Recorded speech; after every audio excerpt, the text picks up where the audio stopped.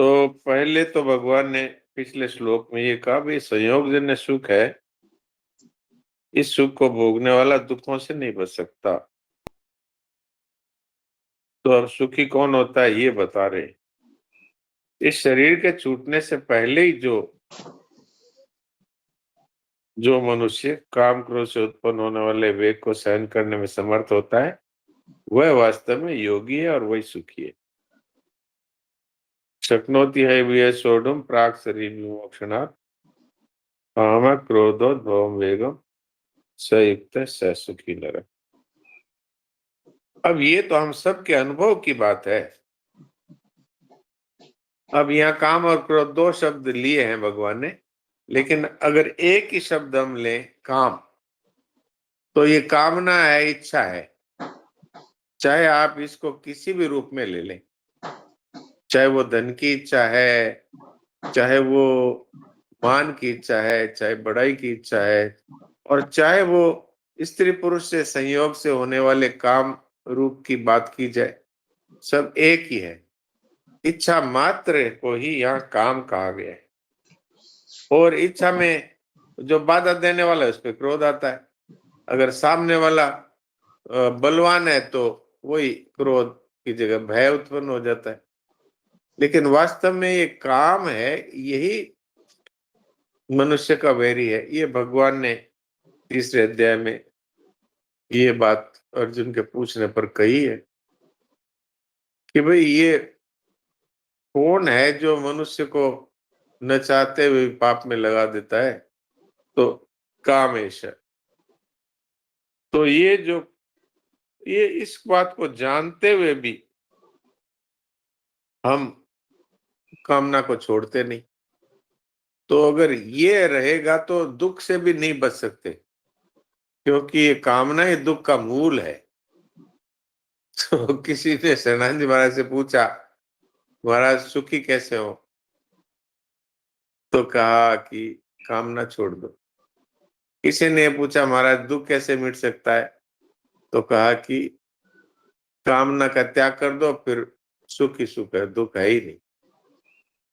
तो ये बात हम लोगों के अगर समझ में आ जाए तो वास्तव में तो देखा जाए तो कामना रखना मूर्खता के सिवा कुछ भी नहीं। क्यों नहीं है कि आप कितनी इच्छा कर लो, वो इच्छा पूरी होना तो आपके हाथ में है नहीं। चाहे आप कोई भी इच्छा करो, धन की करो, मान की करो, बड़ाई की करो, व्यापार में नफे नुकसान की करो, स्त्री पुरुष की करो, कोई भी इच्छा कर लो, वो इच्छा पूरा होना तो आपके हाथ में है नहीं। तो जो चीज हमारे हाथ में ही नहीं है, उसके लिए बर्बाद होना, ये मनुष्य जीवन बर्बाद हो जाता है। और रोते रोते दुखी रहते रहते मरता है मनुष्य, और मरने के बाद फिर भी दुख पाने वाले लोकों में और योनियों में जाता है। तो यहाँ भी दुख और आगे भी दुख। तो ये बात मनुष्य समझ सकता है, और तो किसी योनि में समझ में आती नहीं। भगवान महाराज जी ने यही बात कही है कि प्राणी मात्र को अलौकिक विवेक प्राप्त है। ये विवेक है भगवान का दिया हुआ, इसलिए अलौकिक है। ये संसार का दिया हुआ नहीं है। तो ऐसा अलौकिक विवेक प्राप्त होने के बाद भी मनुष्य यदि इस बात को, जो समझ में आने वाली बात है कि भाई इच्छा करने से वस्तु नहीं मिलती, पर इच्छा करने से दुख होता है, ये पक्की बात। इच्छा करने से इच्छा पूर्ति नहीं होती पर दुख होता है, इसमें कोई संदेह नहीं। ये दुख का कारण है मूल। तो महाराज जी ने बताया कि भाई मनुष्यतर योनियों में ये विवेक है, वो प्रसुप्त रहता है। और देव इत्यादि योनियां भोग योनियां, इसलिए वहां पर भी मनुष्य भोगों में लिप्त रहता है, तो वहां भी विवेक एक प्रकार से प्रसुप्त ही रहता है। पर मनुष्य योनि में ये जागृत कर सकता है मनुष्य सत्संग के प्रभाव से, अपने विवेक को महत्व देने से। अब शरणानंद जी महाराज को तो विवेक को महत्व देने से ही उनके जीवन में प्रकाश आया।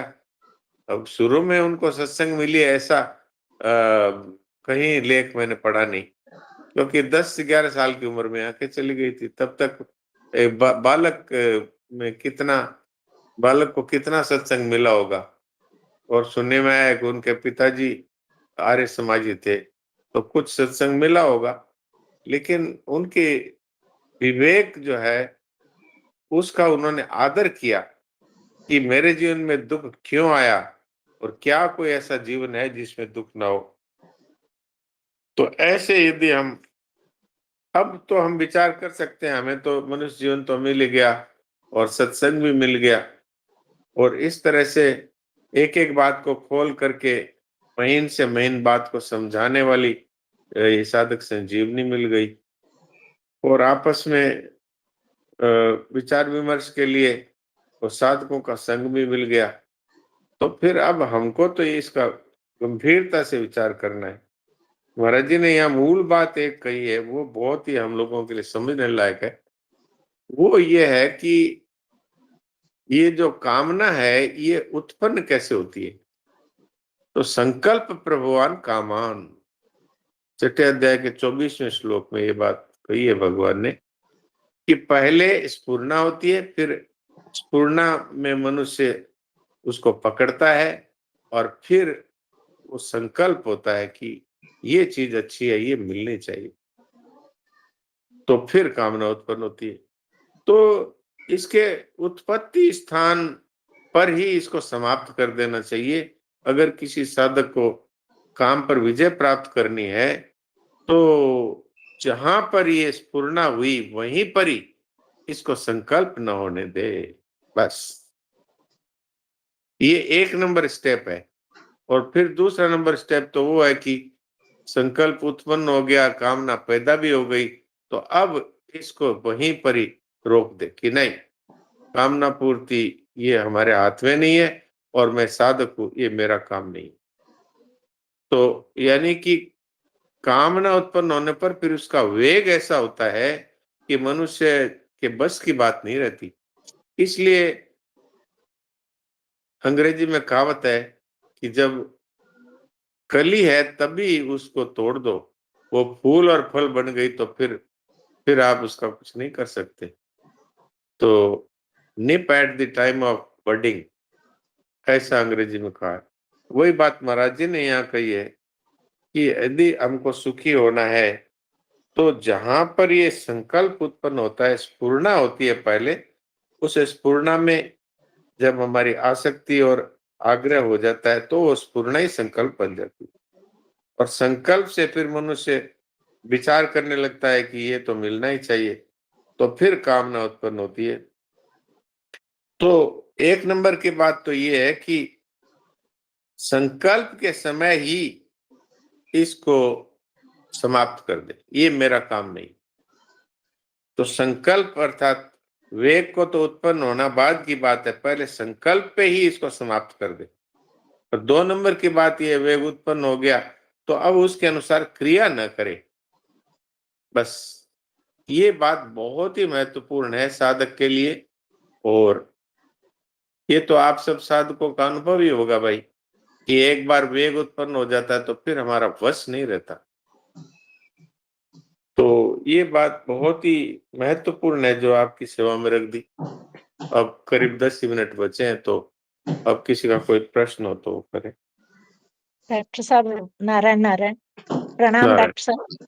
प्रणाम। डॉक्टर साहब गृहस्थी में हैं और काम कर रहे हैं, गृहस्थी का ही कार्य कर रहे हैं।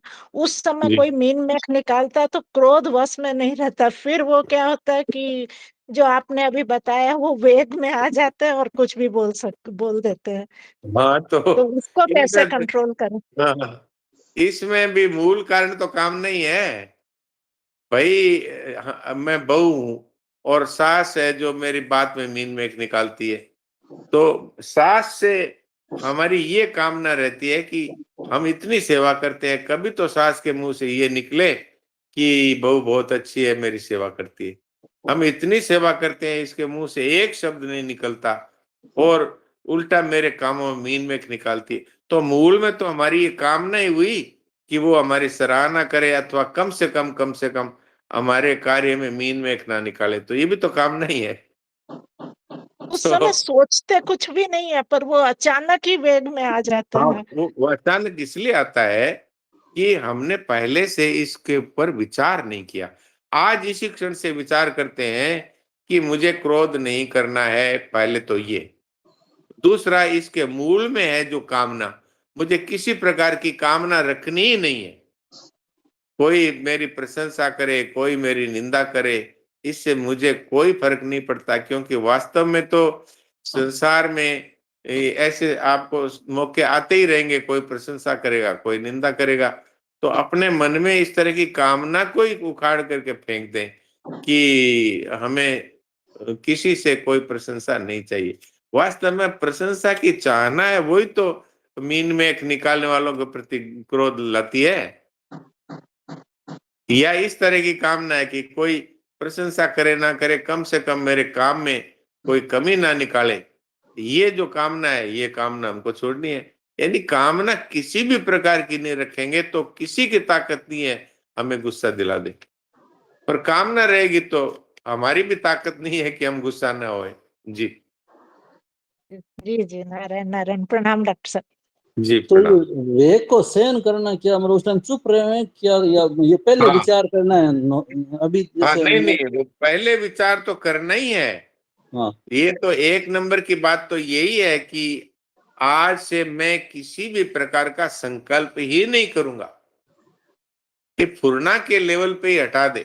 जैसे फुरना हुई कि एक बड़ा बंगला होना चाहिए, इसके है उसके है, हमारे साथियों के सबके बड़े बड़े बंगले हैं, एक बड़ा बंगला होना चाहिए, ये स्फुरना हुई है अभी।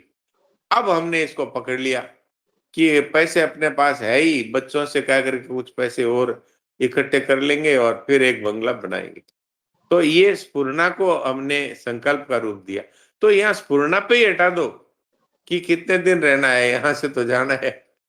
तो इसलिए भैया हमें तो जो है उसी में ठीक है, झोंपड़ी है तो झोंपड़ी में ही आराम है। तो अगर स्फुरना के टाइम ही उसको हटा दिया जाए तो एक नंबर बात है। फिर अगर वेग आ गया, रुपया पास में है, हमारे पास करोड़ों रुपया पड़ा है और सब ने बनाया, हम भी बनाएंगे, तो फिर उसको जो कामना उत्पन्न हो गई, उस वेग को अब बनाना ही है।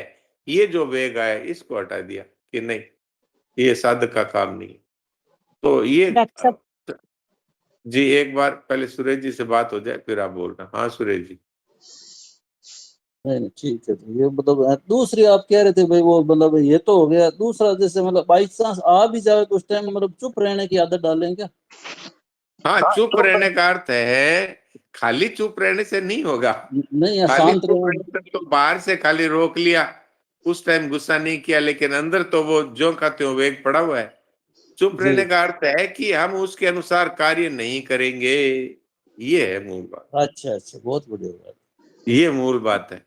ये नहीं महाराज जी ने इसका संकेत भी किया है कि जैसे मनुष्य कामना में या क्रोध में फंसा था, ऐसे ही किसी भय के कारण से वो चुप हो गया या किसी लोभ के कारण चुप हो गया। जैसे व्यापार में लोग सोचते हैं भाई ये ग्राहक है, ग्राहक ने बात तो उल्टी सीधी कही है, लेकिन ये ग्राहक अगर हम गुस्सा करेंगे तो ये ग्राहक आना बंद कर देगा, तो इसलिए उसको रोक लिया। तो ये रोकना नहीं हुआ, पर हमने पहले से ही सोच लिया कि कोई हमारे मन के विरुद्ध बोलेगा तो हमें ये कामना ही छोड़ देनी है कि सब हमारे मन के अनुसार ही बोले। इस कामना को ही हटाओ, क्योंकि ये हमारे बस में ही नहीं है कि सब हमारे मन के अनुसार बोले। इस तरह से वास्तविक चुप्पी ये है, कामना को ही छोड़ देना, ये वास्तविक चुप्पी है। लेकिन सेकंड बात ये है कि उस टाइम में लड़ाई झगड़ा ना करे, इस तरह से कम से कम उसको रोक दे। तो 2 नंबर बात है ये कि नहीं वेग डॉक्टर उस साहब, हाँ ऐसे थोड़ा समझ गए तो प्रवचन सुना था। एक बार चुप हो जाओ, पानी पी लो, उसके बाद वो उसका वेग नहीं रहता तो खत्म हो जाता है। हाँ, और ये जो ठीक है। बात आपने वो बताई वो परमानेंट बात है, बिल्कुल सही बताई आपने, वो परमानेंट है, नहीं तो वो दबा हुआ है फिर आएगा, बोले इस बिल्कुल बार तो बिल्कुल। ठीक है इसको छोड़ दिया, अगली बार देखूंगा। तो फिर वो चीज तो अंदर पड़ी हुई है। बिल्कुल इस बिल्कुल। बार तो पिताजी सामने थे इसलिए नहीं डांटा, अब की बार पिताजी नहीं रहेंगे तब छोटे भाई का खबर लूंगा मैं। तो बात वहीं की पड़ी है, तो अपने बस को तो इसको हटा ही देना है सदा के लिए। बिल्कुल हाँ बहन बहुत जी आप बढ़िया। बोलिए। हाँ डॉक्टर साहब प्रणाम। प्रणाम। डॉक्टर साहब आजकल एक मैंने देखने में जैसे आता है कि अनुभव और एजुकेशन में टकराव हो जाता है। बड़े लोगों का अनुभव और छोटों के एजुकेशन, वहां टकराव होता है।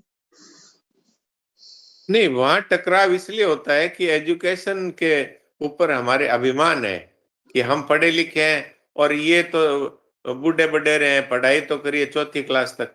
लेकिन ये जो सत्संग न करने के कारण से जो माता पिता में भगवान को देखना, माँ बाप भगवान के समान है, उनकी अनुभव कितना है, उनका जीवन पूरा का पूरा इस तरह से बीता है, कठिनाइयों में बीता है।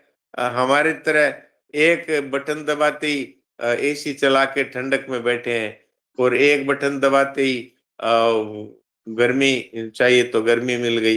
ये सब चीजें कहाँ थी? तो हमने तो सुख में जीवन बिताया है, उन्होंने दुख में जीवन बिताया है, और दुख में भी किस तरह से हम सबको पाल पोस के बड़ा किया है। इसलिए उनकी बातों का आदर करना ही हमारा कर्तव्य है, और ये बातें मिलेगी सत्संग से। अब बच्चे अनुभव का आदर इसलिए नहीं करते कि उनको बचपन में हमने सत्संग में लगाया ही नहीं, उनको पढ़ने में लगा दिया, तो कॉलेज में और स्कूलों में कुसंग मिला, और फिर वो उनके जब डिग्रियां मिल गई और नौकरी करने लग गए, तो उन्होंने सोचा कि ये सब दकियानूसी बूढ़े मर जाए तो ठीक है, इनका दखल देते रहते हैं, मेरी पत्नी को डांटते रहते हैं, मेरे को भी कुछ उनको सुनाते रहते हैं, तो वो उनको या तो वृद्धाश्रम में धकेल देते हैं, और या फिर खुद घर छोड़ करके दूसरे शहर में जाके नौकरी या व्यापार करने लगते हैं। तो ये तो सत्संग के अभाव में हुआ है, और इसमें भी मूल में मेरी बात रहे ऐसी कामना है इसमें भी। जी डॉक्टर साहब प्रणाम। हाँ 1 मिनट, एक बात और कहनी है बहन जी से, कि वास्तव में इसमें दोषी हम ही हैं, बच्चों का दोष नहीं है, क्योंकि हमने उनको बचपन से संस्कार और सत्संग दिया ही नहीं। खाली हमने यही सोचा बस ये पढ़ लिख करके और खूब पैसे कमाएं, ये हमारा उद्देश्य रहा। क्या हमारा ये उद्देश्य था कि हमारा बच्चा है वो भगवत प्राप्ति करे? क्या हमारा ये उद्देश्य था कि ये बच्चा धर्मानुकूल आचरण करके और जीवन बिताए? हाँ, मेरे पिताजी की बात मुझे याद आती है, वो ऐसा साफ कहते थे कि अन्याय युक्त 1 पैसा भी घर में अगर आया तो वास्तव में घर नरक बन जाएगा। तो आप सोचिए इस तरह की बातें अगर हम बचपन में उनको सिखाते, और ये कहा कि अपने से बड़ों के सामने प्रणाम करो और उनकी हर बात का आदर करो, ये बात अगर बचपन से सिखाई जाती, तो क्या फिर ये बात आती कि बच्चे लोग अनादर करते हैं बड़े बूढ़ों का? हाँ बहन जी आपका समाधान हुआ?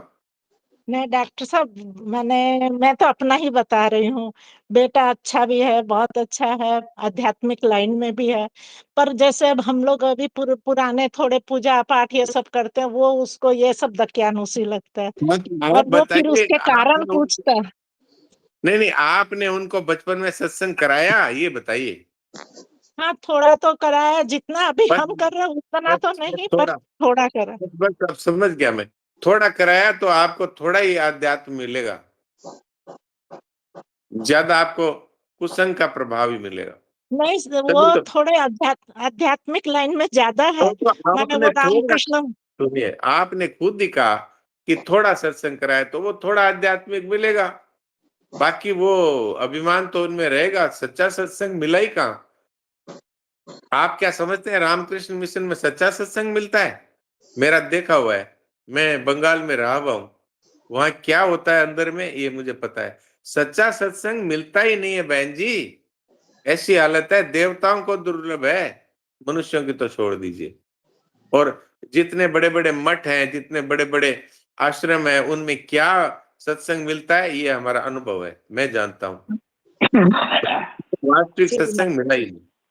वास्तविक सत्संग मिलता तो आपका ये प्रश्न होता ही नहीं बच्चे के प्रति। हाँ सुरेश, नारायण नारायण। कौन बोल रहे हैं? हाँ हरिओम जी। कौन पूछ रहे थे? हाँ हरिओम। हाँ बोलिए। प्रणाम डॉक्टर साहब। डॉक्टर प्रणाम। साहब ये 400 पृष्ठ पे दाहिने तरफ ऊपर से 15 लाइन बाद लिखा है गाढ़े स्याही में स सुखी। हाँ हाँ, अब वहां एक वाक्य गुजर रहा है जिसको हमने अनुभव किया है, देखा भी है।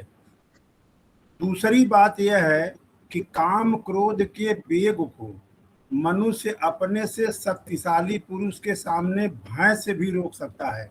ये हाँ एकदम पक्का है, कितना भी सत्संगी ना हो तब भी इसमें वो फेल नहीं होता है, क्योंकि अपना हाँ हाथ पैर तो तोड़ाएगा नहीं हो, तो वो अपने आप काम क्रोध अपने आप उसका ठीक हो जाता है। हाँ दूसरा व्यापार में आमदनी होते देख करके 100% व्यापारी लोभ के कारण अपने काम क्रोध को रोक लेता है बड़े आराम से, कोई दिक्कत नहीं आती, चाहे सत्संग किया हो चाहे ना किया हो। ये जी दोनों घटनाएं तो एकदम साफ दिखती हैं। बाकी जी वाले कितना अपने आप को रोक पाते हैं भगवान जाने, लेकिन ये दो तो एकदम पक्का दिखता है। ठीक है। इसमें क्या प्रश्न है आपका, बोलिए। प्रश्न ये है कि आप ऐसा उपाय बताएं कि स्फूर्णा तो संस्कार स्वभाव से मन में अपने आप उठती रहती है, वो महापुरुष में भी आती है, साधारण में भी आती है, लेकिन महापुरुष में संकल्प नहीं होता है, आसक्ति कामना होती ही नहीं है। हमारे अंदर जब आती है तो उसमें अभी आपने 2 का 62-63 पढ़वाया, तो वहाँ तो ये लिखा है कि इसके आने में स्टेज जितने बताए गए हैं इसमें सेकंड भी टाइम नहीं लगता है, और वो धराशाही कर लेता है, मतलब संकल्प। इसमें उपाय बताइए कि वो क्या ऐसा अस्त्र अपनाए कि इस पूर्णा में जाए नहीं और संकल्प बने नहीं। ये तो महाराज जी ने खुद ने उपाय बता दिया। महाराज जी यहाँ पर ये कह रहे हैं कि हमारे जीवन में उद्देश्य ये होना चाहिए कि मुझे कामना नहीं चाहिए, मुझे किसी प्रकार की इच्छा नहीं करनी है, मुझे कुछ नहीं चाहिए। ये शरणानंद जी महाराज का सूत्र है, मेरा कुछ नहीं मुझे कुछ नहीं चाहिए। ये दो तो हमारे जीवन में अगर नहीं है तो हम साधक कहाँ हुए, बताइए आप। तो और शरीरधारी अपने को पहले तो ये पक्का करे कि मैं शरीर नहीं हूँ, शरीर मेरा नहीं है, ये मामला। ये तो बहुत गहरी बात है। पहले तो मैं शरीर नहीं हूं, ये जिसको अनुभव हो गया उसके तो कामना रहेगी नहीं, ममता रहेगी नहीं। ये अनुभव पहले नहीं होगा साधक को, मैं शरीर नहीं हूं, ये तो बहुत लेकिन दूर की बात आपने है। डॉक्टर साहब आपने बताया कि मेरा वाले में पहले चले, वही मेरा मैं छोड़ देते हैं। हाँ मेरा हाँ वाले ठीक में बात आपने है। कहा कि आपका सारा धन अगर चला जाए तो आपके अंदर कोई हलचल नहीं होनी चाहिए, वो है साधक। तो बात ठीक है, पर आप एकदम सीधा ही कहते हैं कि मैं शरीर नहीं हूं, ऐसा आप किसी को समझा सकते हैं क्या, नए साधक ना को? ना, बिल्कुल नहीं, बिल्कुल नहीं। हाँ, तो नए साधक को तो इस तरह बताना पड़ेगा कि भैया जो तुमको मिला है वो मिला है कि तुम जन्मे तब साथ लाए थे कि मिला है। तो मिला हुआ है तुम्हारे सामने बिछड़ जाता है कि नहीं? हाँ बिछड़ जाता है। तो जो मिलता और बिछड़ता है वो अपना नहीं होता भैया, इस बात को तुम समझो। तो उसके समझ में आ जाएगा कि ये बात ठीक है, जो तो मिला इसमें हुआ है बिछड़ दरअसल ये है जाता ना, है वो इसमें वास्तव में ये है अपना नहीं। कि श्मशान वैराग्य होता है थोड़े समय के लिए, दिक्कत ये आती है। तो उद्देश्य कहाँ बना? पहला अच्छा काम तो उद्देश्य बनाना है, फिर शमशान वैराग्य नहीं होगा। अच्छा। इसीलिए साधक के लिए ये कहा गया है कि सबसे पहले हमें ऐसा जीवन चाहिए जिस जीवन में दुख ना हो। तो ऐसा जीवन के लिए सबसे पहली बात है कि मेरा उद्देश्य ये है कि जीवन में दुख आता क्यों है, कि दुख आता है ये वस्तुओं को मेरा मानने से और इन वस्तुओं की चाहना करने से। तो भाई मुझे इस संकल्प को जीवन में पहले लेना है कि मिलने बिछड़ने वाला मेरा नहीं होता और चाहने से कुछ मिलता नहीं। इसलिए भैया आज से मैं इस संकल्प को जीवन में उतारता हूं कि मेरा कुछ नहीं है, मुझे कुछ नहीं चाहिए। फिर बताइए अगर जीवन में कोई दुख रहेगा तो नहीं नहीं, तब तो नहीं रहेगा, तो मुझे बिल्कुल। कुछ नहीं चाहिए, इसी पर आज का ये प्रकरण टिका हुआ है। जी ये संकल्प के उत्पन्न होने के बाद में जो आगे जो श्रृंखला बनती है, तो स्फूर्णा के समय ही अगर साधक का ये उद्देश्य है कि मुझे ऐसा जीवन नहीं चाहिए जिसमें दुख हो, तो भाई ये स्फूर्णा से आगे बढ़ना ही नहीं। स्फूर्णा आ गई, अब मुझे कुछ नहीं चाहिए, मुझे कुछ नहीं चाहिए, ये संकल्प उसको, ये ये निश्चय उसके जीवन में पक्का रहेगा, तो फिर ये शक्नोति हे भी सोडो प्राक शरीर विमोक्षणात् काम क्रोधोद्भवम बेगम संयुक्त से सुखी नर। वही सुखी होगा और वही नर कहने लायक है, नहीं तो जंतु ही है। तेन मुयंति जंतु जी बिल्कुल बिल्कुल एकदम से जी। ठीक है डॉक्टर, प्रणाम। नाम डॉक्टर साहब? नारायण नारायण। नारायण नारायण। डॉक्टर साहब डॉक्टर जी। प्रणाम। ये हाँ, स्वामी साहब जी ने ये भी सब लिखा हुआ है, काम क्रोध के संकल्प को रोकने का उपाय है अपने में काम क्रोध को न मानना, कारण कि हम स्वयं रहने वाले और काम क्रोध आने जाने वाले, इसलिए वे हमारे साथ रहने वाले नहीं है। और दूसरी बात यह है कि हम काम क्रोध को अपने से अलग रूप से भी जानते हैं। जिस वस्तु को हम अलग रूप से जानते हैं वह वस्तु अपने में नहीं होती है। और तीसरी बात है, काम क्रोध से रहित हुआ जा सकता है। इनसे रहित वही हो सकता है जो वास्तव में पहले से ही इनसे रहित होता है। और चौथी बात यह है कि भगवान ने काम क्रोध को क्षेत्र अर्थात प्रकृति के विकार बताया, अतः ये प्रकृति में ही होते हैं, अपने में नहीं, क्योंकि स्वरूप निर्विकार है। इससे सिद्ध होता है कि काम क्रोध अपने में नहीं है। स्वामी जी ने लिखा है। तो ये ज्ञानियों की बात है माता जी, बहन जी। अच्छा, आपने तो अभी तो साधक के लिए शुरुआती बात कर रहे हैं, ये तो ज्ञानियों की बात है कि जैसे हरिओम जी ने कहा कि मैं शरीर से अलग हूँ, अर्थात मेरे तक कुछ पहुंचता ही नहीं, न काम पहुंचता है न क्रोध पहुंचता है। ये स्थिति तो तब आएगी जब पहले वो ये निर्णय करेगा कि मेरा कुछ नहीं है, मुझे कुछ नहीं चाहिए। जी जी डॉक्टर साहब, बिल्कुल। डॉक्टर साहब ये बात बहुत सही आ गई कि ममता का त्याग होते ही कामना आसक्ति सब खत्म हो जाएगी। ये बात ज्यादा सही बैठ रही ये है। बात बिल्कुल ठीक है, पहले मेरा कुछ नहीं है ये कर देंगे तो मुझे कुछ नहीं चाहिए, इसकी सामर्थ्य आ जाएगी। ये बात सही है। ये एकदम हाँ, सही ओम बैठ प्रकाश क्या बोल रहे हैं? डॉक्टर साहब मैं तो ये कह रहा था कि स्वामी जी ने ये जो है ना इसका बड़ा अच्छा विवेचन किया है, आप बताएं।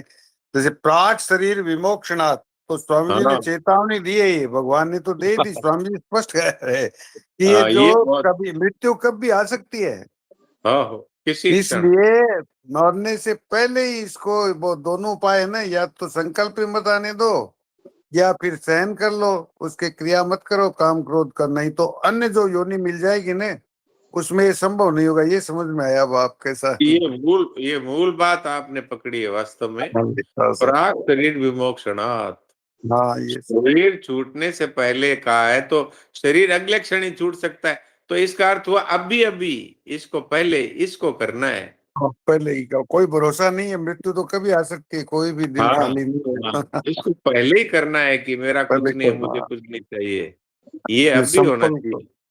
और ये बात बहुत अच्छी हरिओम जी ने बताई कि भाई पहले ममता का त्याग कर देंगे तो फिर मुझे कुछ नहीं चाहिए, ये सरल हो जाएगा। तो अब ये आज के इस डिस्कशन का जो मूल अर्थ है वो ये निकला, जैसे मथने के बाद जो मक्खन निकलता है दही मथने के बाद, ऐसा कि भाई मेरा कुछ नहीं है, न शरीर है, न धन है, न मकान है, न परिवार है, कुछ भी मेरा नहीं है।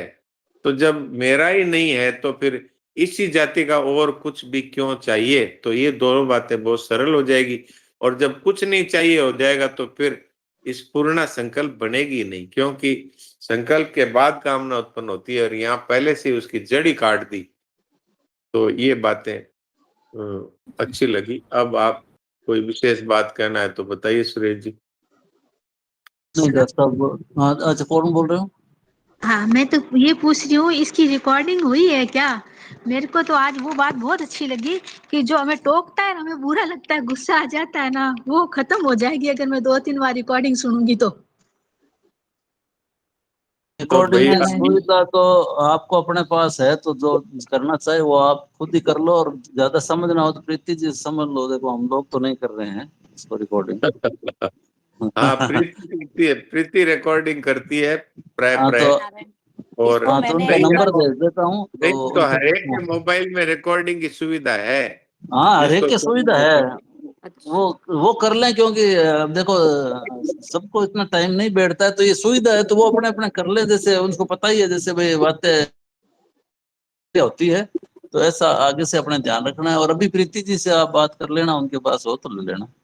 तो ठीक है, जी समय भी हो गया डॉक्टर बताइए। साहब फिर। हाँ और कोई बोल रहे हो क्या?